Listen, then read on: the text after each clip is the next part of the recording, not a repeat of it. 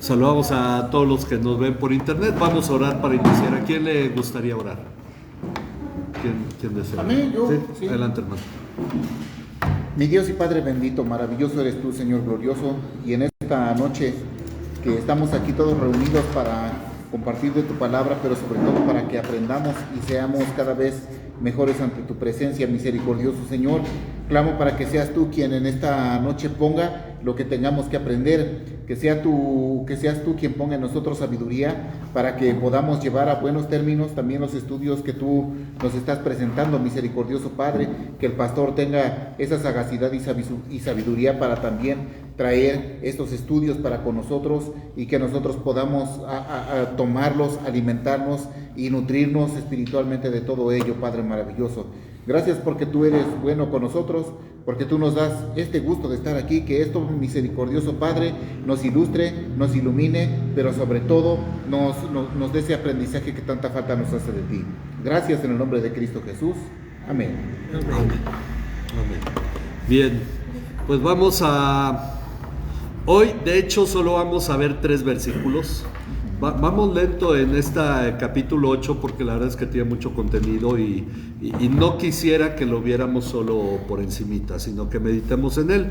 Dice aquí la presentación: hemos visto que nuestra salvación significa que estamos en Cristo Jesús. Esto es como comenzó el capítulo 8. Ninguna condenación hay para los que están en Cristo Jesús. Dice, y así tenemos paz con Dios, pues ya no vivimos en la carne, sino en el Espíritu.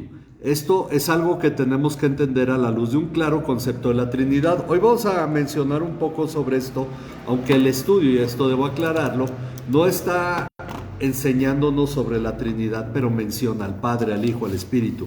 Entonces, para poder entender realmente todo lo que nos está señalando, dice, a fin de comprender lo que significa nuestra comunión con Dios ahora. Entonces, vamos a leer Romanos 8, del 15 al 17, un versículo cada quien, hermanos. Vamos aquí, empezamos. Romanos 8, del 15 al 17. ¿Del 15 al 17? Sí. Ok.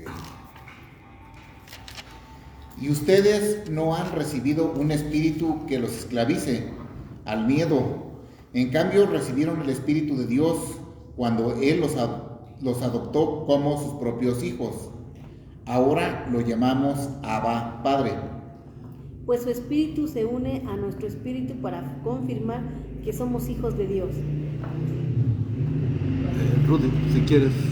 Somos hijos de Dios, somos también herederos de Dios y coherederos con Cristo. Y si en verdad padecemos con Él, a fin de que también seamos glorificados con Él. Ok, entonces dice, si ahora vivimos en el Espíritu, debemos entender que se refiere al Espíritu Santo. Cuando dice que vivamos en el Espíritu, y como dijo en la lección pasada, si por el Espíritu hemos tenido vida, vivamos por el Espíritu, se refiere al Espíritu Santo. Así, este pasaje nos enseña en primer lugar el papel del Espíritu Santo en nuestra vida, pues como vimos en la lección pasada, si somos hijos de Dios, entonces somos guiados por el Espíritu de Dios. Ok, ahora, lo primero que ahora vemos es que hemos recibido ¿qué? El Espíritu Santo. Hemos recibido el Espíritu Santo. Esto, ahorita de hecho, no sé qué versión la que leyó un hermano, que lo menciona y señala abiertamente el Espíritu de Dios, ¿verdad? La Nueva Traducción Viviente. Ok, porque algunas versiones traen la palabra espíritu en minúscula, que no hemos recibido el espíritu de temor, y otras versiones, bueno, esa la traen en minúscula casi todos. Dice, hemos recibido el espíritu de adopción, algunas la traen en minúscula, otras en mayúscula, porque algunos, y aquí está la anotación abajo, luego la pueden leer, para algunos es el señalamiento de que cuando viene en minúscula es un espíritu, cuando viene en mayúscula es el Espíritu Santo. Entonces, como en griego viene siempre en minúsculas, de hecho la palabra Dios, la palabra espíritu vienen en minúsculas, ya es una cuestión de interpretación si se está refiriendo al Espíritu Santo o se está refiriendo a otro espíritu. Pero nosotros entendemos dentro de las diferentes versiones que se traduce, ya sea para algunos el término espíritu en minúscula o mayúscula, consideramos que se está refiriendo al Espíritu Santo. Ok, entonces ahí está un poquito más claro como lo escribí en el estudio, ahí abajo. Dice, esto es algo que marca la principal diferencia entre el antiguo pacto, el de la ley, y el nuevo pacto, el de la gracia en Cristo Jesús. Para ello debemos recordar brevemente un evento narrado en Números. Vamos con nuestro hermano Rudy, Números 11, del 14 al 17. Miren, ¿por qué? Porque recordemos una cosa, los israelitas en el Antiguo Testamento no tenían el Espíritu Santo como lo tiene el cristiano, ¿ok? Esa es una diferencia que hay que marcar. Entonces, vamos a ver Números 11, 14 al 17. No puedo yo solo soportar a todo este pueblo, que me es pesado en demasía. Y si así lo haces tú conmigo, yo te ruego que me des muerte, si he hallado gracia en tus ojos y que yo no vea mi mal. Entonces el Señor dijo a Moisés, reúneme 70 varones de los ancianos de Israel, que tú sabes que son ancianos del pueblo y sus principales, y tráelos a la puerta del tabernáculo de reunión, y esperen ahí contigo. Y yo descenderé y hablaré allí contigo, y tomaré del Espíritu que está en ti, y pondré en ellos, y llevarán contigo la carga del pueblo, y no la llevarás tú solo. Ok, bueno, esto dice, Dios le dice a Moisés lo que hará en respuesta a su necesidad de guiar al pueblo. Dice, Dios le dice que ha de tomar del Espíritu. De hecho, se fijan ahí en las Biblias, está en mayúscula. Dios ha de tomar del Espíritu que está sobre él, la Reina Valera dice, o que está en él, sobre o en él. Finalmente ahí está el Espíritu Santo.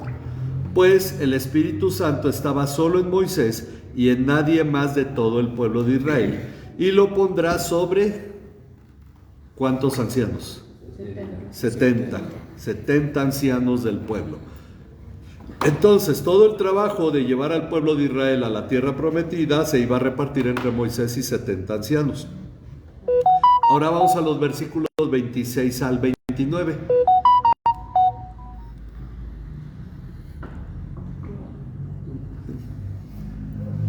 Y habían quedado en el campamento 2 varones, llamados el uno Eldad y el otro Medad, sobre los cuales también reposó el Espíritu. Estaban estos entre los inscritos, pero no habían venido al tabernáculo, y profetizaron en el campamento. Y corrió un joven y dio aviso a Moisés y dijo, Eldad y Medad profetizan en el campamento. El 28. Entonces respondió Josué, hijo de Nun, ayudante de Moisés, uno de sus jóvenes, y dijo, Señor mío, Moisés, impídelos. Y Moisés le respondió, ¿tienes tú celos de mí? Ojalá todo el pueblo de Jehová fuese profeta, y Jehová pusiera su espíritu sobre ellos. Ok, notemos la historia.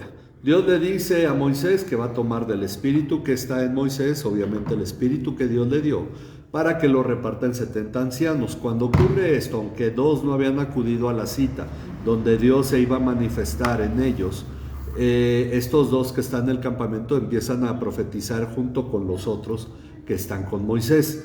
Cuando el joven corre y le dice a Moisés que está pasando eso, entonces dice aquí, cuando esto ocurre, incluso 2 ancianos elegidos que no se habían presentado con Moisés empezaron a manifestar la presencia del Espíritu, ¿haciendo qué? Profetizando. ¿Cómo era? No tenemos muy claro, pero lo vemos también como en el caso de Saúl. Empiezan a hablar, pero es quizás diferente al don de lenguas que se manifestó el día de Pentecostés, porque de otra manera nos diría que empezaron a hablar lenguas o que en el día de Pentecostés empezaron a profetizar.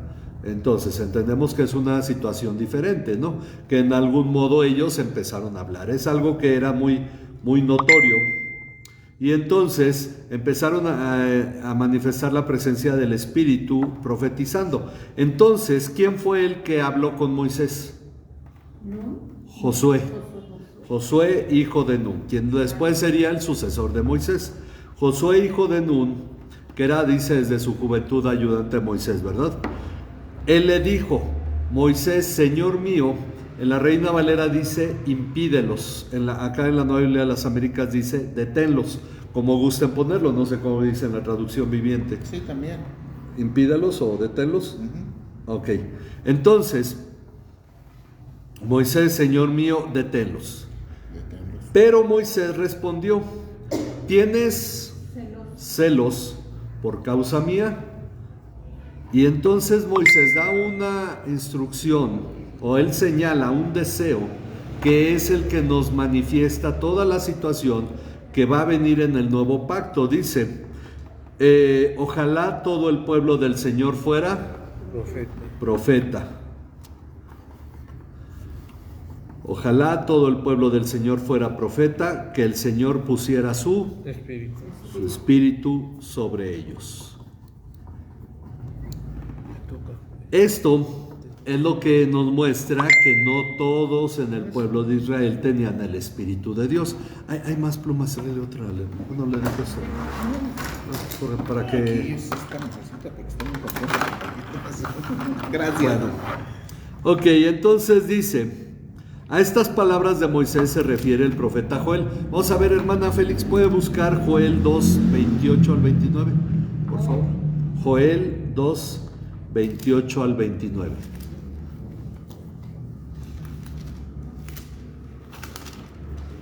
Luego Abisaí, Hechos 2, 14 al 21. Está un poquito largo, pero bueno, vamos a ver. Joel 2, 28 al 29. ¿Sí lo tiene, hermana? A ver. Sí, aquí se lo refresco. ¿Ya lo tiene ahí? Sí.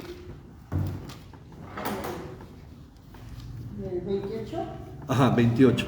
Después de esto derramaré mi espíritu sobre toda carne y profetizarán vuestros hijos y vuestras hijas, vuestros ancianos soñarán sueños y vuestros jóvenes verán visiones. Y también sobre los siervos y sobre las siervas derramaré mi espíritu en aquellos días. Ok, entonces nos dice, y sucederá que después de esto, ¿qué hará? Derramaré mi espíritu sobre toda carne, dice el profeta Joel, obviamente hablando Dios a través de él. Derramaré mi espíritu sobre toda carne. Y sus hijos y sus hijas profetizarán, sus ancianos soñarán sueños, sus jóvenes verán visiones. Está señalando las manifestaciones del Espíritu de Dios. Y aún sobre los siervos y las siervas, es decir, sobre los esclavos, porque ya no va a hacer diferencia de acuerdo al estatus, derramaré mi espíritu en estos días. Entonces viene la promesa. ¿Por qué? Porque en el antiguo pacto no ocurría que el Espíritu Santo viniera a todas las personas, porque no había nuevo nacimiento. Eso hay que tomarlo en cuenta. Nadie nacía de nuevo, aun cuando gente como David creía en Dios y Abraham creía en Dios, no nacían de nuevo. No había todavía esta obra del Espíritu Santo. Ok, dice, de acuerdo a Hechos 2, 14, 21. Vamos a ver Hechos 2, 14 al 21. Entonces Pedro, poniéndose en pie con los 11 apóstoles, alzó la voz y les declaró: hombres de Judea y todos los que viven en Jerusalén, sea esto de su conocimiento y presten atención a mis palabras, porque esto no están borrachos como ustedes suponen, pues apenas es la hora tercera, sino que esto es lo que fue dicho por medio del profeta Joel. Y sucederá en los últimos días, dice Dios, que derramaré de mi espíritu sobre toda carne, y sus hijos y sus hijas profetizarán. Sus jóvenes verán visiones y sus ancianos soñarán sueños, y aún sobre mis siervos y sobre mis siervas derramaré mi espíritu en esos días y profetizarán. y mostraré prodigios arriba en el cielo, y señales abajo en la tierra, sangre, fuego y columna de humo. El sol se convertirá en tinieblas, y la luna en sangre, antes que venga el día grande y glorioso del Padre, del Señor. Y sucederá que todo aquel que invoque el nombre del Señor será salvo. Ok, entonces dice que esta profecía se cumplió en la fiesta de Pentecostés, tras la resurrección de Jesús, porque cada año se celebraba Pentecostés, pero ocurre en la fiesta de Pentecostés, tras la resurrección de Jesús, en el inicio del nuevo pacto, tal como lo declaró el apóstol Pedro. Ok, entonces él lo declara. Viene un cambio. Entonces, ¿qué tenemos nosotros de diferente con los israelitas en el antiguo pacto?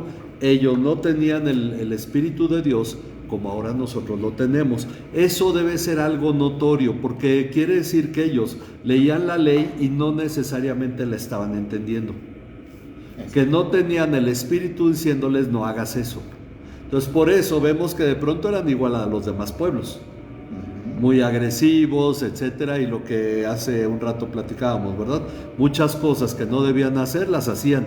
Ok, era la naturaleza humana porque no tenían el Espíritu Santo. Dice, de este modo queda más claro a lo que se refiere el propósito de Dios. Vamos a ver Éxodo 19, 5 al 6.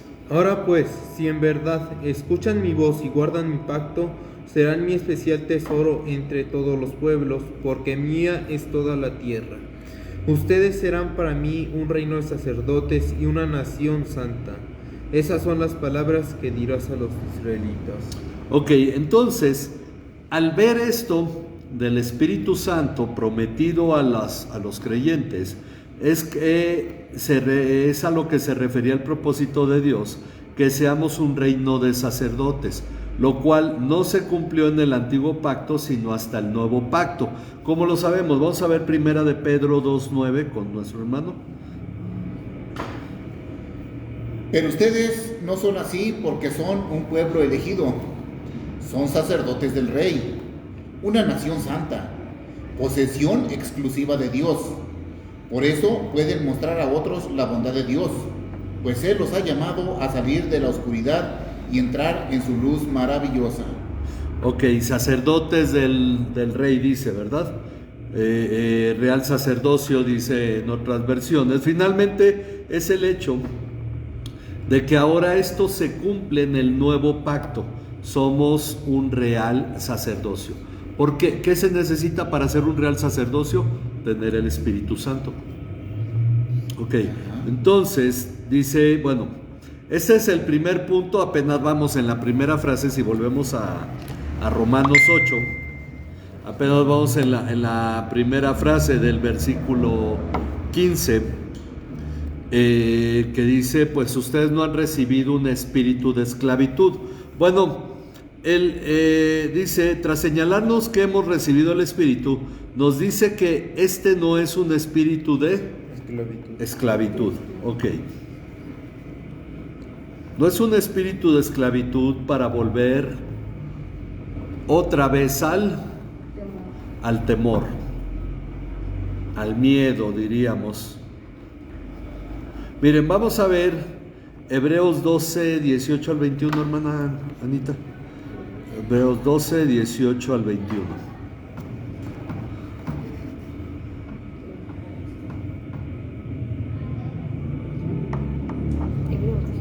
Ajá, Hebreos, 12, 18 al 21.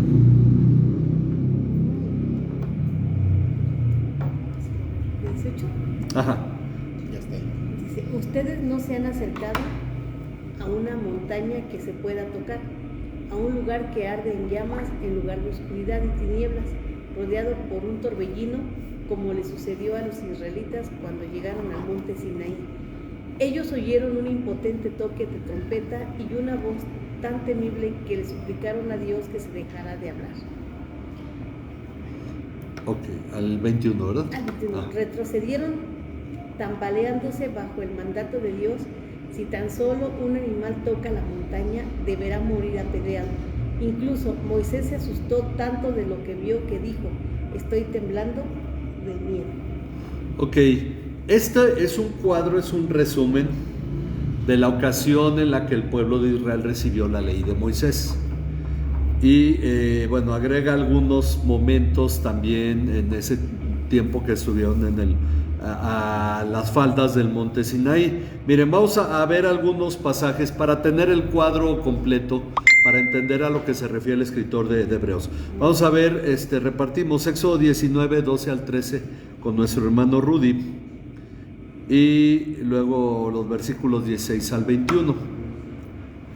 Luego nuestra hermana Éxodo 20, 18 al 20. Luego nuestra hermana Félix, Deuteronomio 4, 11. Es el quinto libro de la Biblia, Deuteronomio 4, del 11 al 12. Después Abisaí, Deuteronomio 5, 22 al 27. Luego Eliseo, Deuteronomio 9, 19. Hermano Fidel, Deuteronomio 18, 16. Ok, vamos a tener un repaso de este cuadro al que se refiere el escritor de la carta a los Hebreos, que es a lo que se refiere que no hemos recibido un espíritu de esclavitud que nos lleve al miedo. Entonces, vamos a ver qué dice Éxodo 19, 12 al 13. Y señalarás término al pueblo en derredor, diciendo: guardaos, no subáis al monte, ni toquéis sus límites. Cualquiera que tocare el monte, de seguro morirá. No lo tocará mano, porque será apedreado o aseteado, sea animal o sea hombre. No vivirá. Cuando suene largamente la bocina, subirán al monte. Ok. Ahora los versículos 16 al 21. Aconteció que al tercer día, cuando vino la mañana, vinieron truenos y relámpagos, y espesa nube sobre el monte, y sonido de bocina muy fuerte, y se estremeció todo el pueblo que estaba en el campamento.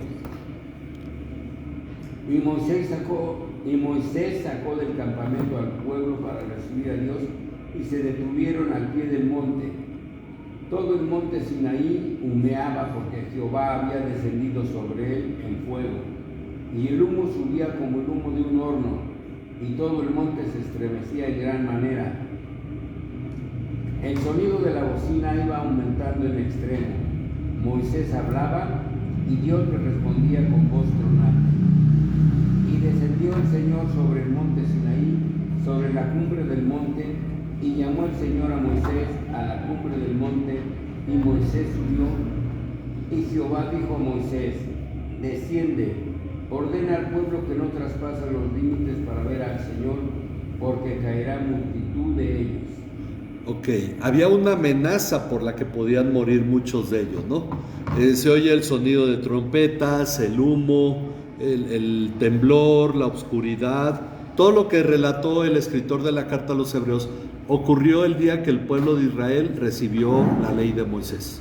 Entonces, este es el miedo del que está hablando, pero tenemos todavía más en el cuadro, el capítulo 20 del 18 al 20. Todo el pueblo observaba el estruendo y los relámpagos, y el sonido de la bocina, y el monte que humeaba. Y viéndolo el pueblo temblaron y se pusieron de lejos. Y dijeron a Moisés: habla tú con nosotros, y nosotros oiremos, pero no hable Dios con nosotros para que no muéramos. Y Moisés respondió al pueblo: no temáis, porque para probaros vino Dios, y para que su temor esté delante de vosotros, para que no pequéis. Ok, entonces el pueblo tenía miedo de morir. La presencia de Dios era algo temible. Generalmente nosotros tenemos solo la perspectiva de que Dios nos ama, Dios nos cuida y cantamos, alabamos, pero no tenemos la perspectiva de la presencia de Dios de la manera en que se vio ese día en Sinaí, en el monte Sinaí. Ok, seguimos ahora con Deuteronomio 4 del 11 al 12. Ustedes se acercaron pues y permanecieron al pie del monte, y el monte ardía fuego hasta el mismo cielo, oscuridad, nube y densas tinieblas. Entonces el Señor les habló de en medio del fuego. Oyeron su voz, solo la voz ¿Ok? Aquí nos habla que no vieron nada más la voz la escucharon. Escucharon la voz de Dios, pero no vieron una imagen. Era el monte con la nube y el estruendo, pero escucharon solo la voz de Dios, pero no vieron imagen alguna. Ok.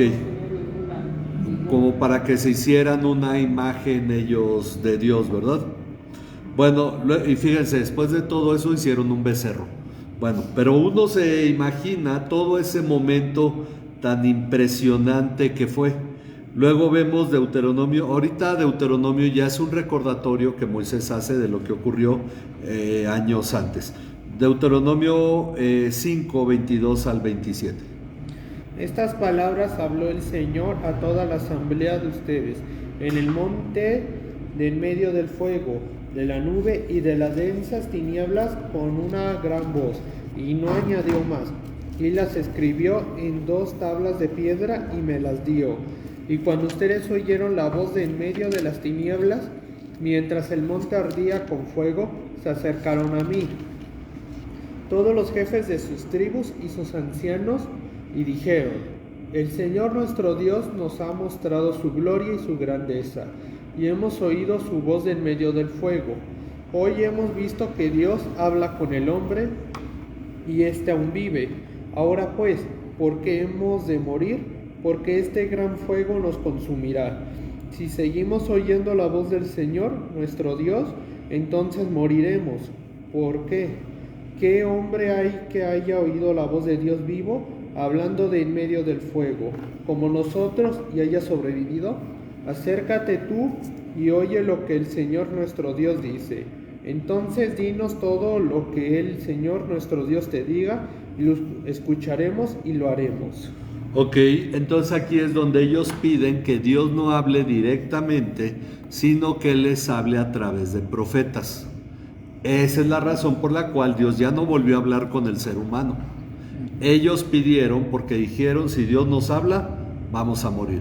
Oyeron la voz, dijeron: ok, hemos vivido, aunque nos ha hablado, pero ¿por qué vamos a morir? Si Él nos sigue hablando, vamos a terminar muertos. Ese es el cambio que podemos ver en ese momento. Luego tenemos Deuteronomio 9, 19. Porque temí la ira y el furor con que el Señor estaba enojado contra ustedes para destruirlos, pero el Señor me escuchó también esta vez. Ok, Moisés estaba asustado de lo que Dios les podía hacer cuando hicieron el becerro. Por eso es cuando Moisés dice: estoy asustado y temblando, dice el escritor de Hebreos. Y finalmente Deuteronomio 18, 16. Pues eso fue lo que ustedes le pidieron al Señor su Dios cuando estaban reunidos al pie del monte Sinaí. Dijeron: no queremos oír nunca más su voz del Señor nuestro Dios, ni ver este fuego ardiente, porque moriremos. Ok, entonces ellos tenían miedo. Este es el cuadro. Pero ahora dice que el espíritu que recibimos no produce ese miedo en nosotros. Ok, por eso viene una gran diferencia. Entonces, dice, nosotros hemos recibido que en lugar del espíritu que nos lleve al temor, según el versículo 15, hemos recibido ¿qué? El Espíritu Santo. Ok, pero vamos a llamarlo el espíritu de Dios. adopción. El espíritu de adopción. Porque esto va más allá de lo que nos imaginamos. De hecho, a veces como cristianos nos quedamos cortos, o a veces abusamos también. Ahorita vamos a mencionar esto, pero hemos recibido el espíritu de adopción como hijos, por el cual clamamos Abba Padre. Abba Padre. Ok, ya estamos nuevamente en Romanos 8, ¿verdad? Abba Padre. Esta frase era utilizada por los hijos de manera íntima con su padre y puede traducirse como papá o papito. Ok, por eso algunos a Dios le dicen papá, pero hay que ir entendiendo una cosa. Estamos hablando primero del Espíritu de Dios, ahora hablamos del Padre y también va a involucrar al Hijo, ¿verdad? Bueno, dice, notemos el gran contraste entre ambos pactos. Mientras que en el primero se vive el temor, pues la ley, como hemos visto, está relacionada con la muerte espiritual y a las cosas terrenales. En el nuevo pacto somos hechos hijos de Dios. Noten el gran contraste entre ambos pactos. Nacidos no por la voluntad humana, sino de Dios, tal como lo dice Juan 1, 12 al 13. Hermana, ¿puede leer el Evangelio de Juan 1, 12 al 13? Ajá. 12 y 13. Dice, pero a todos los que creyeron en Él y lo recibieron, les dio derecho de llegar a ser hijos de Dios. Ellos nacen de nuevo, no mediante un nacimiento físico como resultado de la pasión o de la iniciativa humana, sino por medio de un nacimiento que proviene de Dios. Ok, entonces viene nuestro nuevo nacimiento, no por la voluntad humana, sino de Dios. Y somos hechos hijos de Dios. Esa es la parte que nosotros debemos de considerar. ¿Quiénes son hechos hijos de Dios? Los que creen en Jesús. ¿Ok? Es la parte que nosotros vamos comprendiendo, que si hemos creído en Jesús, entonces recibimos el Espíritu de Dios, porque somos hechos hijos de Dios. Bueno, seguimos con Gálatas 4, 21 al 31, que está interesante este pasaje. A ver, con nuestro hermano Rudy. Gálatas 4, 21 al 31. Alegoría de Sara y Agar. Decidme, los que queréis estar bajo la ley, ¿no habéis oído la ley? Porque está escrito que Abraham tuvo dos hijos, uno de la esclava y el otro de la libre. Pero el de la esclava nació según la carne, mas el de la libre por la promesa.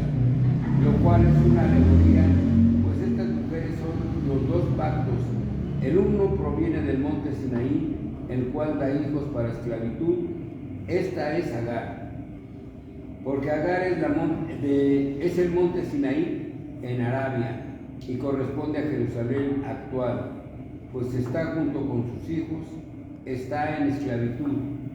Mas la Jerusalén de arriba, la cual es madre de todos nosotros, es libre, porque está escrito: regocíjate, oh estéril, tú que no das a luz, prorrumpes en júbilo y clama, tú que no tienes dolores de parto, porque más son los hijos de la desolada que de la que tiene marido. Así que, hermanos, nosotros como Isaac somos hijos de la promesa, pero como entonces el que había nacido según la carne perseguía al que había nacido según el Espíritu, así también ahora. Mas ¿qué dice la Escritura? Echa fuera a la esclava y a su hijo, porque no heredará el hijo de la esclava con el hijo de la libre. De manera, hermanos, que no somos hijos de la esclava, sino de la libre. Ok, este pasaje es bien interesante porque quita toda objeción respecto a la ley de Moisés. Es decir, para entender realmente la diferencia entre un pacto y otro. Vamos a irlo explicando poco a poco. Ok, da un amplio cuadro sobre esto, señalando que hay una alegoría. Dice, estas mujeres son una alegoría. Las dos mujeres de Abraham. Recordemos, Abraham tuvo 3 mujeres, hijos con 3 mujeres, pero la tercera vino hasta después, que se llamó Setura, y tuvo, si no me equivoco, fueron 5 hijos o 6 con ella. 6, ¿verdad?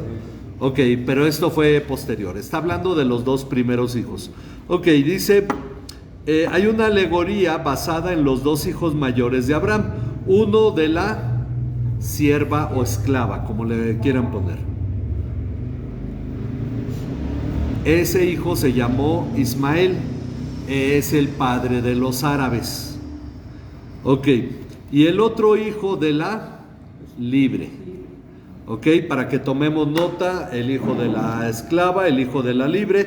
El hijo de la libre fue Isaac. Ok, entonces tenemos estos 2 hijos. La sierva llamada, ¿cómo se llamaba la sierva? Agar. Agar, así sin H ni nada, Agar. ¿Representa a qué monte?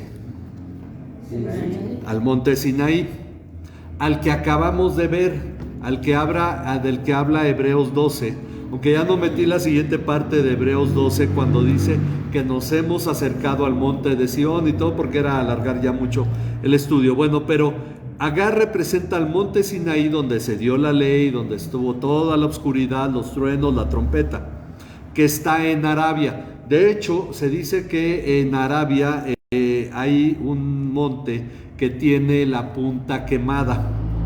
Las piedras son negras y se considera que es porque se quemó, y se considera que ese es el verdadero monte Sinaí. El que está en Egipto, está en Egipto. Si tú sales de Egipto de la esclavitud, pues no te quedas en Egipto, te vas a otro lugar, ¿no?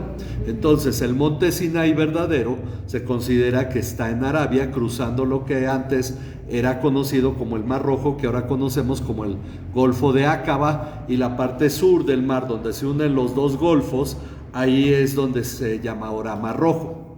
¿Ok? Pero eso, bueno, ya después podríamos dar una clase de geografía bíblica sobre eso. Ok, el asunto es que el monte Sinaí está en Arabia y por eso corresponde a Ismael, porque Ismael, dijimos, es el padre de los árabes. Pablo hace notar esto. Ok, el monte Sinaí que está en Arabia, donde se dio ¿qué cosa? La ley. Entonces, por eso Pablo está aplicando esta alegoría de esta manera. Ahora, la libre es ¿quién? ¿Cómo se llamaba? No viene en el pasaje, pero Sara. Es interesante porque el nombre de la libre no se menciona, porque no quiere llevar nuestra atención hacia Sara y decir todos somos hijos de Sara. No, está llevando la alegoría solamente y limita la personalidad de Sara. Sara representa al monte Sión. El monte Sión, donde Jesucristo murió. Ok, notemos dos puntos. Podríamos decir el monte Sión, donde Jesucristo resucitó también. Entonces, uno lo relaciona con el pacto antiguo, el de la ley de Moisés, y el otro lo relaciona con el nuevo pacto, el de la gracia, el pacto en Jesucristo. Ok, dice, dado que Agar es esclava, sus hijos, los que están bajo la ley, ¿son qué? Esclavos.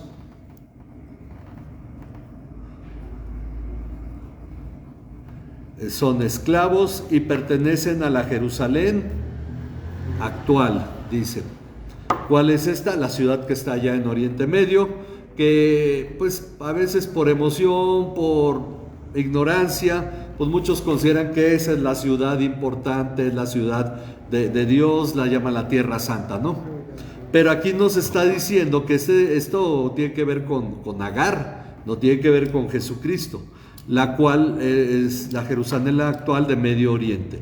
Pero la Jerusalén, la que sí realmente estamos relacionados con ella, es la Jerusalén de arriba, que es libre. Bueno, vamos a llamarle libre, y esa es la celestial. Miren, vamos a ver qué dice Apocalipsis 21:2, hermano, por favor.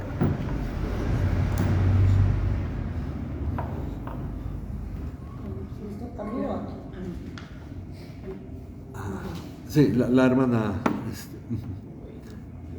Apocalipsis 21:2. Y yo, Juan, vi la santa ciudad, la nueva Jerusalén, descender del cielo, de Dios, dispuesta como una esposa ataviada para su marido. Ok, la nueva Jerusalén, la Jerusalén celestial, que esta es la novia o la que está ataviada para el Cordero, ¿verdad? Dice, la cual es nuestra madre. Por eso no lo enfoca en Sara, por eso el pasaje ni siquiera menciona el nombre de Sara, para que no digamos que somos hijos de Sara y entonces caigamos en lo que pues es común que la gente caiga, ¿no? Estamos hablando de que nosotros pertenecemos a la Jerusalén celestial que desciende del cielo. Ok, ¿queda clara esta parte entonces? Bueno, dice así que en este pasaje queda clara la comparación entre los dos pactos y el por qué nosotros deberíamos tener en suma estima el hecho de haber sido hechos hijos de Dios, a fin de que no menospreciemos esta posición, entendiendo que no somos merecedores, sino receptores de la gracia de Dios. Ahora, ¿por qué decimos que no somos merecedores? Porque existe por ahí, derivado de las malas enseñanzas, decimos, de pronto es el menosprecio, de pronto es el exceso. Dicen, eres hijo del rey, te mereces lo mejor. Uno dice, bueno, ok, eres hijo de Dios, pero no porque te merezcas algo, es por gracia. No somos merecedores, y ese es el punto donde se ha tergiversado el pasaje. Cuando se habla de todos los que finalmente dicen, bueno, soy hijo del rey, me merezco todo, ya considero que Dios tiene que enriquecerme, que Dios tiene que darme, etcétera, y pierdo de vista el hecho de que yo podría estar muy bien en el antiguo pacto sufriendo el daño, el miedo, el fuego, etcétera, el temor a Dios, porque solamente hasta que creemos en Cristo y nacemos de nuevo, entramos al nuevo pacto. Es decir, no porque Jesús instauró el nuevo pacto, toda la humanidad está en el nuevo pacto. Lo que vimos es que la ley sigue vigente, pero ¿para quién? Para los pecadores. Están siendo juzgados como si estuvieran en el antiguo pacto. Entonces, por eso es necesario que se conviertan a Cristo para entrar al nuevo pacto. ¿Va quedando esto claro? Estamos en una de las partes centrales de la carta a los romanos y por eso es importante tener esto claro. Ahora dice, bueno, siguiendo en Romanos 8, que hoy solo estamos viendo 3 versículos, pero vamos al siguiente. Dice el versículo 16, siguiendo este versículo dice, por lo tanto es el Espíritu de Dios el que le da ¿qué? Testimonio a nuestro espíritu. Es el Espíritu de Dios el que le da testimonio a nuestro espíritu que somos hijos de Dios. Un tema muy interesante, sobre todo de impacto en la iglesia metodista, porque marcó la vida de Juan Wesley cuando un misionero moravo le preguntó si el Espíritu de Dios le había dado alguna vez testimonio a su espíritu de que era hijo de Dios, y Juan Wesley se quedó impresionado con eso porque él predicaba, nadie recibía a Cristo en sus predicaciones, y él empezó a meditar en esta parte. Ahora, pero entonces tenemos que explicar en realidad a qué se refiere que el Espíritu le da testimonio a nuestro espíritu que somos hijos de Dios. Ok, vamos a tratar de ir haciendo esto de una manera sencilla. Dice, esto implica 2 cosas. Primero, la certeza que tenemos de ser hijos de Dios viene del Espíritu de Dios. Uno podría decir, ay, todos somos hijos de Dios, y de pronto andan ahí con el rock, dicen, no, soy hijo del diablo. Y entonces uno dice, bueno, entonces ¿somos qué? ¿No? Porque no hay una certeza, es un cliché para muchos que todos somos hijos de Dios. Entonces, vamos a ver qué dice Hebreos 9:9, hermana Félix. Hebreos 9:9, Abisaí, Hebreos 10:2. Y bueno, de ahí te pasas al 22. Y ahorita repartimos los demás versículos. Todavía tenemos para todos. Ok, Hebreos 9:9.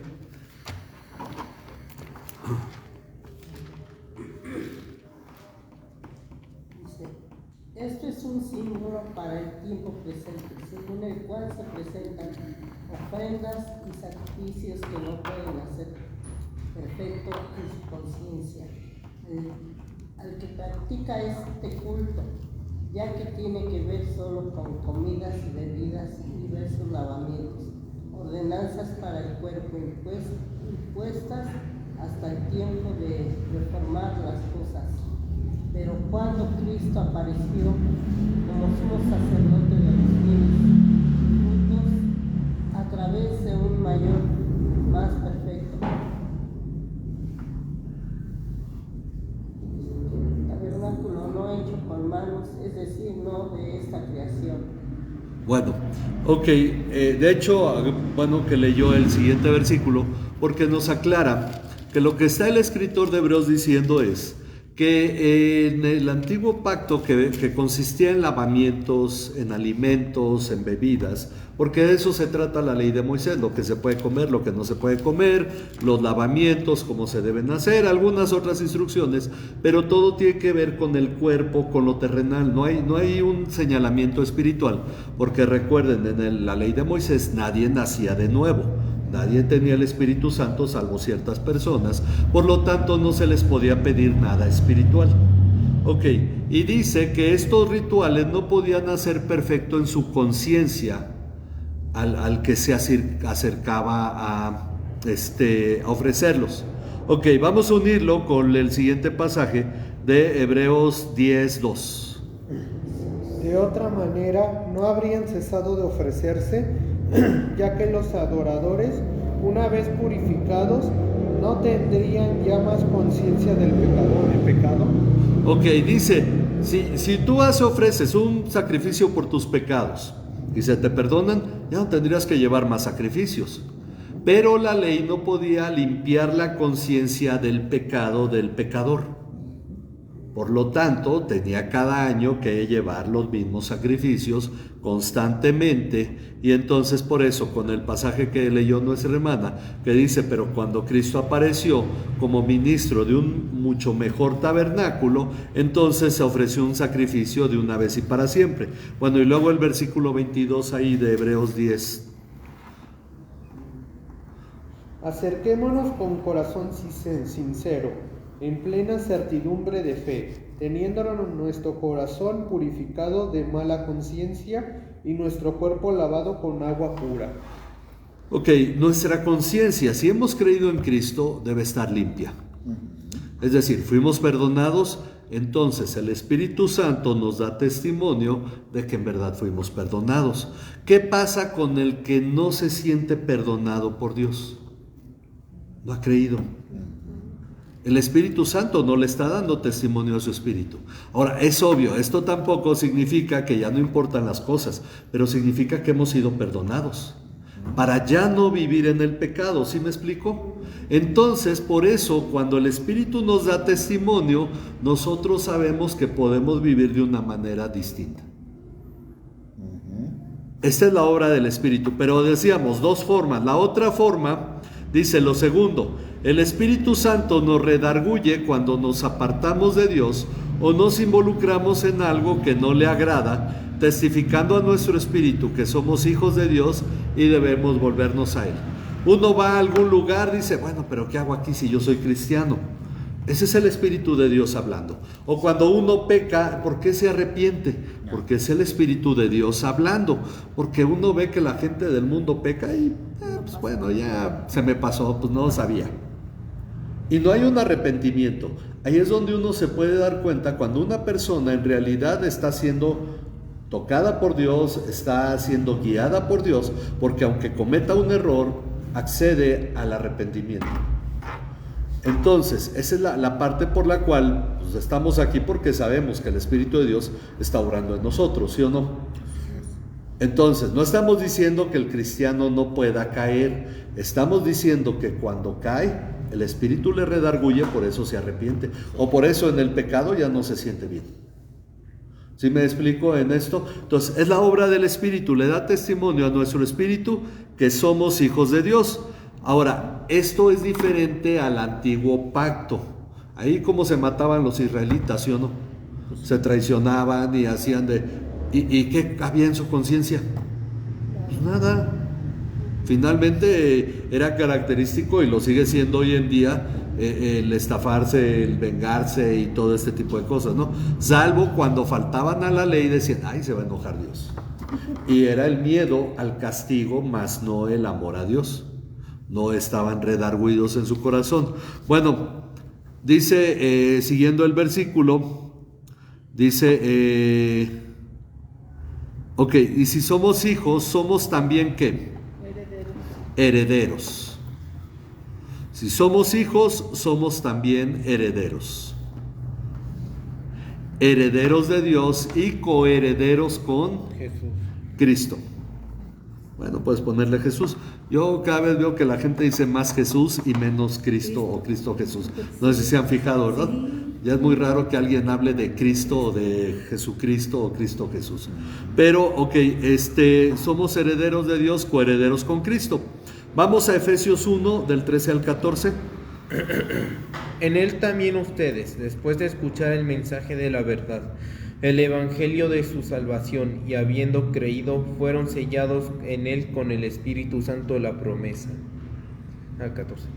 Que nos es dado como garantía de nuestra herencia, con miras a la redención de la posesión adquirida de Dios, para alabanza de su gloria. Ok, entonces dice que al escuchar el mensaje del evangelio, dice el mensaje de verdad del evangelio de la salvación, y creer, somos sellados. sellados. De hecho, muchos comparan este término sellado con el de Apocalipsis 13, que habla de una marca. No es lo mismo ponerle una marquita a algo que ponerle un sello, ¿verdad? Ok, el sello ahí se queda, no se quita, la marca se borra. Bueno, pero somos sellados, dice, en Cristo con el Espíritu Santo de la promesa. Lo llama el Espíritu de la promesa, se le atribuyen nombres dependiendo del tema del que está hablando, por eso habla del Espíritu Santo de la promesa, que nos es dado como garantía. ¿Qué garantía tengo yo de que en verdad, si creo en Cristo, Dios me va a llevar al cielo? El Espíritu Santo. Es el sello que tenemos como garantía de nuestra herencia.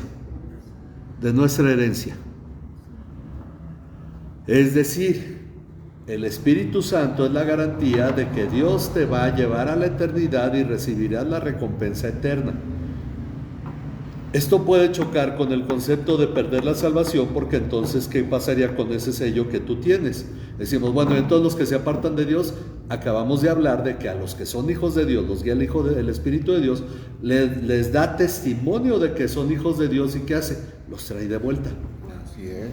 Entonces, vemos que es la obra de Dios, aquellos que están sellados con el Espíritu, ellos que de hecho en Apocalipsis están representados por el número 144,000 sellados, que es un número representativo del pueblo de Dios. 12 del Antiguo Testamento de las tribus, 12 de los apóstoles del Nuevo Testamento, 12 por 12 son 144, por 1000, que es un número representativo de algo muy extenso, muy amplio, y que aunque es muy extenso y muy amplio, está muy definido. Entonces todos los que son de Dios reciben el sello del Espíritu Santo y por lo tanto van a recibir la herencia que Dios ha prometido. Por eso dice que si somos hijos, somos herederos de Dios y coherederos con Cristo. Okay. ¿Hay preguntas o vamos bien? Ok, entonces dice, Dios ha querido que tengamos tal certeza de que cumplirá su propósito en nosotros. Vamos a ver Hebreos 6, 17 al 18, hermano. Y después, hermana, Colosenses 3:24. Luego allá, Rudy, Hebreos 9:15. Hermana, 1 Pedro 1, del 3 al 4. Y finalmente, hermana Félix, Hebreos 12:28. Garantía.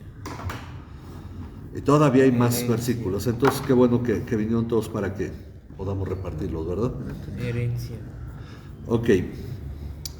Vamos a ver entonces qué dice, estamos Hebreos 6, 17 y 18. Dios también se comprometió mediante un juramento para que los que recibieron la promesa pudieran estar totalmente seguros de que Él jamás cambiará de parecer. Así que Dios ha hecho ambas cosas, la promesa y el juramento. Estas dos cosas no pueden cambiar, porque es imposible que Dios mienta. Por lo tanto, los que hemos acudido a Él en busca de refugio, podemos estar bien confiados aferrándonos a la esperanza que está delante de nosotros. Ok, este pasaje habla, como dice, que Dios ha querido que tengamos tal certeza de que cumplirá su propósito en nosotros. Así es que, además de establecer un juramento, como acabamos de leerlo, ¿cuál es la finalidad del juramento? Que tengamos la certeza de que Dios va a cumplir lo que Él ha dicho. Entonces, también nos dio su Espíritu como sello de garantía del cumplimiento de su promesa, de que hemos de recibir la herencia eterna. Ahora, sobre esta herencia eterna uno dice, ¿y dónde está prometida? Vamos a ver Colosenses 3:24, eran más de 10 pasajes, puse solo 3. Hebreos 3:24. Recuerden que el Señor los recompensará con una herencia y que el amo a quien sirven es Cristo. Ok, entonces el amo al que servimos es Cristo, Dios nos recompensará con una herencia eterna. Hebreos 9:15. Así que por eso es mediador de un nuevo pacto, para que interviniendo muerte para la remisión de las transgresiones que había bajo el primer pacto, los llamados reciban la promesa de la herencia eterna. Ok, recibamos la promesa de la herencia eterna. Primera de Pedro 1, 3 y 4. Bendito el Dios y Padre de nuestro Señor Jesucristo, que según su grande misericordia nos hizo renacer para una esperanza viva, por la resurrección de Jesucristo de los muertos, para una herencia incorruptible, incontaminada e inmarcesible, reservada en los cielos para vosotros. Ok, inmarcesible es que no se marchita. Ok, una herencia eterna reservada para nosotros en los cielos. Ok, entonces Dios espera que nosotros creamos que vamos a recibir esa herencia. Para eso nos dio su Espíritu como sello. Ahora, al ser herederos con Cristo, vamos a ver Hebreos 12:28, hermana Félix. Por lo cual, puesto que recibimos un reino que es inconmovible, mostraremos gratitud mediante la cual ofrezcamos a Dios un servicio aceptable con temor y reverencia. Ok, entonces estamos recibiendo nosotros... Ya se le acabó la pila. Ah, por eso se apagó, se pone oscura la Se pantalla. apagó. Bueno, si no ahorita ahí con la hermana le va compartiendo. Ok,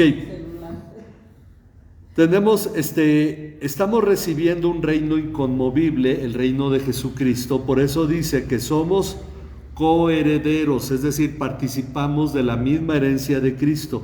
Entonces, hemos recibido junto con Él un reino inconmovible. Pero esto ocurrirá solo, volviendo a Romanos 8, en el versículo 17, esto ocurrirá solo si en verdad, ¿qué ocurre? Padecemos o sufrimos, padecemos con Cristo, a fin de que también seamos glorificados. Si sufrimos o si padecemos con Cristo, seremos glorificados con Él. Obviamente habla de su segunda venida. ¿Cómo lo vimos? Ya esto lo vimos en Romanos 7 del 4 al 6, ¿sabéis ahí? Sí, Romanos 7, 4 al 6. Y luego Mateo 16, 24. Ahorita repartimos los demás. Adelante. Por tanto, hermanos míos, también a ustedes se les hizo morir a la ley, por medio del cuerpo de Cristo, para que sean unidos a otro, aquel que resucitó de entre los muertos, a fin de que llevemos fruto para Dios. Porque mientras estábamos en la carne, las pasiones pecaminosas despertadas por la ley, actuaban en los miembros de nuestro cuerpo, a fin de llevar fruto para muerte. Pero ahora hemos quedado libres de la ley, habiendo muerto a los que nos ataban, de modo que sirvamos en la novedad del Espíritu, y no en el arcaísmo de la letra. Ok, entonces, si padecemos con Cristo, dice, a fin de que seamos glorificados con Él, como lo vimos en este pasaje, muriendo a la ley y por consecuencia muriendo al pecado. Entonces, morimos con Cristo cuando creemos en Cristo, morimos a la ley, morimos al pecado, ya no estamos bajo el dominio del pecado porque hemos muerto. Pero además, dice, esto implica negarnos a nosotros mismos. Vamos a ver Mateo 16, 24. Entonces Jesús dijo a sus discípulos: si alguien quiere venir en pos de mí, niéguese a sí mismo, tome su cruz y que me siga. Ok, esto implica negarnos a nosotros mismos, tomar nuestra cruz y seguirle. Eso es padecer con Cristo. Si nosotros estamos dispuestos a renunciar a lo terrenal, a lo pecaminoso, a lo que no agrada a Dios, padecemos con Cristo, entonces vamos a participar de su gloria. Ok, y somos coherederos con Cristo. Ok, vamos a ver otros pasajes que nos llevan a esto mismo. Gálatas 2, 19 al 20, luego nuestra hermana Gálatas 5, 15 y nuestro hermano Rudy, primera de Pedro 4, 1. Pues cuando intenté obedecer la ley misma me condenó. Así que morí a la ley, es decir, dejé de intentar cumplir todas sus exigencias a fin de vivir para Dios. Mi antiguo yo ha sido crucificado con Cristo. Ya no vivo yo, sino que Cristo vive en mí. Así que vivo en este cuerpo terrenal confiando en el Hijo de Dios, quien me amó y se entregó a sí mismo por mí. Ok, entonces la frase, ya no vivo yo, más vive Cristo en mí. Esto es haber padecido con Cristo, morir con Cristo, ya muriendo a la ley. Luego Gálatas 5:15. Pero si están siempre mordiéndose y devorándose unos a otros, tengan cuidado, corren peligro de destruirse unos a otros. Perdón, creo que aquí sí me equivoqué y de hecho me había dado cuenta y no lo había cambiado. Este es Gálatas 5, pero es el, déjenme les digo, si no es el,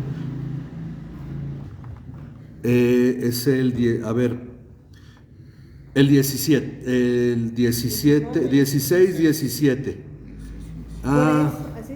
Sí, pero perdón, es que, bueno, a ver si quiere leer el 16 y 17. Por eso les digo, dejen que el Espíritu Santo los guíe en la vida, entonces no se dejarán llevar por los impulsos de la naturaleza pecaminosa. La naturaleza pecaminosa desea hacer el mal, que es precisamente lo contrario de lo que quiere el Espíritu. Y el Espíritu nos da deseos que se oponen a lo que se desea la naturaleza pecaminosa. Estas dos fuerzas luchan constantemente entre sí. Entonces ustedes no son libres para llevar a cabo sus buenas intenciones. Ok, bueno, ahora es el versículo 24, hermana, perdón. Sí. El 24. Los que pertenecen a Cristo Jesús han clavado en la cruz las pasiones y los deseos de la naturaleza pecaminosa y los han crucificado allí. Ok, entonces los que son de Cristo han clavado en la cruz, han crucificado las pasiones pecaminosas. Esto también habla de morir con Cristo. Ok, y finalmente Primera de Pedro 4:1. Puesto que Cristo ha padecido por nosotros en la carne, vosotros también armaos del mismo pensamiento, pues quien ha padecido en la carne, terminó con el pecado. Ok, si hemos padecido, si hemos sufrido, muerto, hemos terminado con el pecado. Armémonos de este mismo pensamiento. Ok, si ya Cristo murió y nosotros morimos con Él, rompimos ya nuestra relación con el pecado. Ya no tenemos esta relación con el pecado. Somos susceptibles, pero ya no tenemos esa relación con el pecado. Ya no somos sus esclavos. Ok, y dice de este modo, vamos a ver 2 Timoteo 2:12, hermana. Si sufrimos, también reinaremos con Él. Si le negaremos, Él también nos negará. Ok, entonces dice, si sufrimos, en otra versión dice, si perseveramos. Pero si quieren ponerle, si sufrimos, también reinaremos con Él.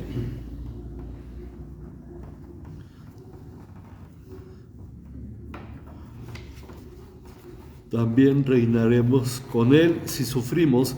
Sin embargo, debemos aclarar algo importante sobre esta relación con el Padre y con el Hijo.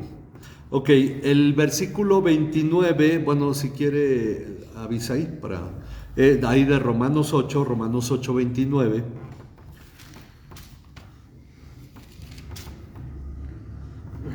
Porque a los que de antemano conoció, también los predestinó a ser hechos conforme a la imagen de su Hijo, para que Él sea el primogénito entre muchos hermanos. Aquí introduce un término nuevo. Y este término, bueno, que no es nuevo como tal, porque ya se mencionó en el Evangelio de Juan. Pero dice, debemos aclarar algo importante sobre esta relación con el Padre y con el Hijo. En el versículo 29 veremos, cuando lleguemos allá, que el plan de Dios es que seamos hechos conforme a la imagen de su Hijo. Ok, y luego lo señala, la imagen de su Hijo, para que Él sea el primogénito entre muchos hermanos. El término nuevo es primogénito. Jesús había sido llamado el unigénito. Ahora pasa a ser el primogénito después de su resurrección. Ok. para que Él sea el primogénito entre muchos hermanos. Ya ampliaremos el tema al llegar a este versículo. Ahorita solo lo mencionamos, hermanos de Jesús. Esta relación con Jesús como hermano sustituye en el nuevo pacto la relación de amigos de Juan 15, 14 al 15, lo puedes leer, que de hecho es muy, muy conocido el pasaje.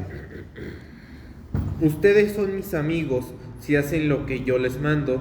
Ya no los llamo siervos, porque el siervo no sabe lo que hace su señor, pero los he llamado amigos porque les he dado a conocer todo lo que he oído de mi Padre. Muchos de aquí sale parte de la relación de Jesús como amigo. De hecho, en los cantos hay muchísimos cantos que hablan de Jesús como amigo. Y dice él, si ustedes hacen lo que les digo, son mis amigos, ya no los llamo siervos, los he llamado amigos porque todo lo que he recibido de mi Padre les he dado a conocer.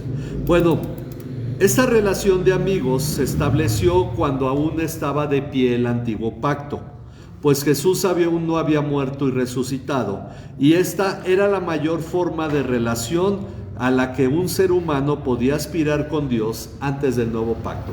Antes de irse Jesús, le garantiza a sus discípulos no que van a ser hijos de Dios, no que van a ser hermanos de Él, sino que van a ser amigos, porque hasta ese momento es todo lo que se les puede ofrecer, y es lo mayor que se les puede ofrecer.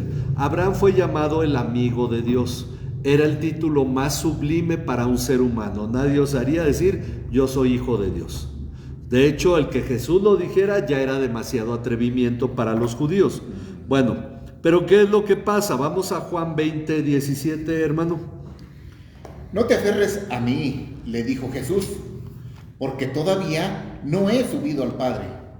Pero ve a buscar a mis hermanos y diles, voy a subir a mi Padre y al Padre de ustedes, a mi Dios y al Dios de ustedes. Ok, 5 capítulos después, aunque podríamos decir 3 días después de que les llamó amigos, Él le dice, una vez que hubo resucitado, Jesús se encontró con María Magdalena y le dijo, ve a mis hermanos. Ya no les dice mis amigos, ve a mis hermanos y diles, subo a mi Padre y Padre de ustedes, a mí Dios y Dios de ustedes. Y nunca jamás en la Biblia se nos vuelve a llamar amigos. Y Jesús nunca jamás en la Biblia se le vuelve a llamar nuestro amigo. ¿Qué es lo que sí encontramos a partir del Evangelio de Juan?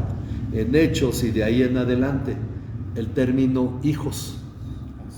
Por esa razón, hablar de Jesús como nuestro amigo es menos, porque hay una cosa, ¿qué es más trascendente, hermano o amigo? Digo, tuvimos amigos en la primaria, en la secundaria, y no están, pero los hermanos, aunque se peleen, ahí están, ¿no? Siguen siendo hermanos, sigue siendo familia.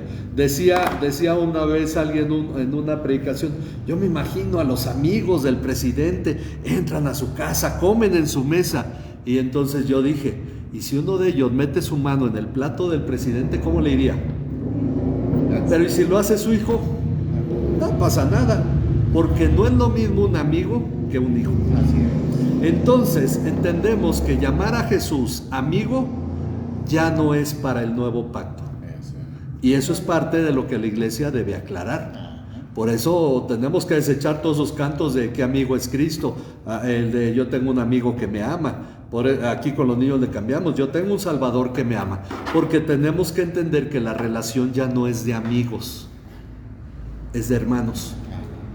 Y esto tenemos que verlo cuando lleguemos al versículo 29, todavía nos faltan 2 versículos, yo creo que en unas 2 y acaso 3 lecciones, pero hay que entender que esto es lo que va cambiando con el nuevo pacto. Nuestra relación ya no es la de un amigo, sino la de un hermano, porque con el amigo discutes y puede que se acabe la amistad. ¿Y cuándo se acaba la relación de hermanos? Nunca. Exactamente, por eso tenemos... ¿Mande? Al final del día somos hermanos. Exactamente. Y esto es importante que nosotros lo tengamos claro, porque esto es lo que tiene que ver con el nuevo pacto. somos coherederos con Cristo, para que Él sea el primogénito entre muchos hermanos. Por eso cuando nosotros participamos de su sufrimiento, es un asunto de familia. Hay una identidad mayor, porque ¿qué dicen los amigos cuando son muy unidos? Mi brother. Exacto, porque quisieran ser hermanos, ¿sí o no? Y porque el término realmente dicen, oye hermano, ¿cómo estás? Porque en realidad uno sabe que más arriba del amigo está el hermano. Y es cierto, hay amigos que son más hermanos que otros hermanos, ¿no? Pero la realidad es que eso nos habla de que entendemos que el término hermanos, ya no el de amigos, sino el de hermanos, nos tiene en una unión mayor con Cristo, porque recibimos el espíritu de adopción. Y ahora participamos de la familia de Dios. Lo cual ya no es lo mismo que tú llegues invitado como amigo a una casa, que a que llegues a la casa de tus papás y tu hermano está haciendo algo porque también es tu casa. Exacto. Es diferente, ¿sí o no? Bueno, ok, entonces pensemos, como dice aquí, a partir de entonces no se nos vuelve a llamar amigos en ningún pasaje, pero vamos a ver, entre muchos que podríamos elegir, tomamos primera de Juan 3:1, que quien guste leerlo, ya es el último versículo, primera de Juan 3:1. Miren con cuánto amor nos ama nuestro Padre, que nos llama sus hijos. Ok. Y eso es lo que somos. Pero la gente de este mundo no reconoce que somos hijos de Dios, porque no lo conocen a Él. Ok, entonces dice, miren cuán gran amor nos ha otorgado el Padre, que seamos llamados hijos de Dios, no amigos de Jesús, sino hijos de Dios, no amigos de Dios. Ahora, decimos, sí, el problema es cuando se empieza a abusar de eso, ¿verdad? Entonces, por eso tenemos que estudiarlo de acuerdo a la palabra y entender que hijo implica responsabilidad. Porque cuando entra el papá y dice, está todo esto tirado, ¿a quién pone a recoger? A los hijos, el amigo, y se queda a un lado. Pues no le puede dar órdenes el papá, ¿verdad? Entonces, sin embargo, es el asunto que también el hijo comparte las responsabilidades del padre. Pero vamos a ir viendo más sobre esto. Es algo que nos debe a nosotros ir ilustrando. Dice, y así es por la obra del Espíritu Santo en nosotros que el Padre nos ha hecho sus hijos por medio de la obra de justicia de su Hijo Jesucristo, que nos ha atribuido a nosotros para justificación. Es decir, el Padre nos ha atribuido a nosotros la obra de justicia de Jesús para que nosotros seamos hijos de Dios. ¿Ok? Entonces, ¿alguna pregunta? ¿Comentario?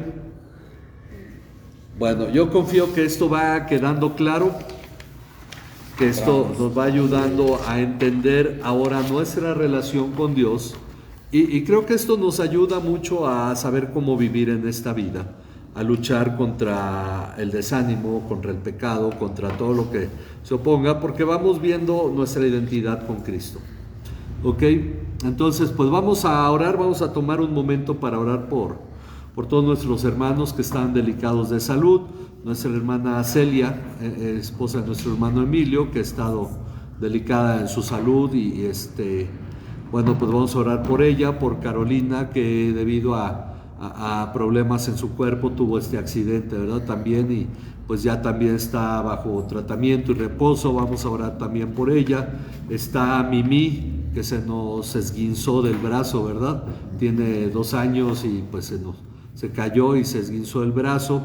Y sobre todo pues Dani, que ahorita está en cirugía. La cirugía tarda como unas 4 horas por la obstrucción de su intestino. Yo había escuchado mal a nuestra hermana Eustolia cuando platiqué con ella, y por eso había puesto que estaba destruido, pero no, me dijo, está obstruido el intestino, pero de todos modos dice, no me dieron ninguna garantía, esto es algo muy delicado. Entonces pues vamos a orar por ellos, vamos a orar también que Dios pues fortalezca el corazón de nuestra hermana Eustolia también. Vamos a orar. Padre, te damos gracias, Señor, por tu misericordia, tu bondad hacia nosotros. Y confiamos, Padre, que tú estás llevando a cabo tu obra en todas las cosas que vivimos, en todas las que experimentamos. Señor, sabemos que tú eres quien nos sustenta, nos has dado tu palabra y nos has llamado tus hijos, nos has hecho tus hijos, Señor, porque eso somos, porque en Cristo hemos venido a nacer de nuevo para ser tus hijos y estamos siendo transformados a la imagen de tu Hijo Jesucristo, para que sea el primogénito entre muchos hermanos. Confiamos, Padre, que tu gracia y tu bondad se ha de manifestar en cada uno de nosotros, especialmente en nuestros hermanos delicados de salud, Señor, en nuestra hermana Celia, en Carolina, Padre, en Mimi, Señor,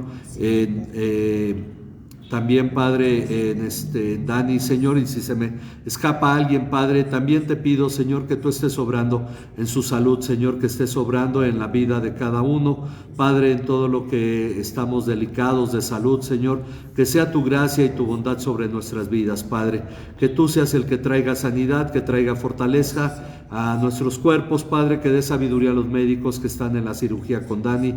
Te pedimos, Señor, que les des habilidad también, Padre, y que seas tú quien guarde su vida, Señor. Fortalece el corazón de nuestra hermana Austolia, Señor, su fe, Padre, afírmala, y de toda su familia, Señor, y te pedimos que tú tengas misericordia de cada uno, Padre.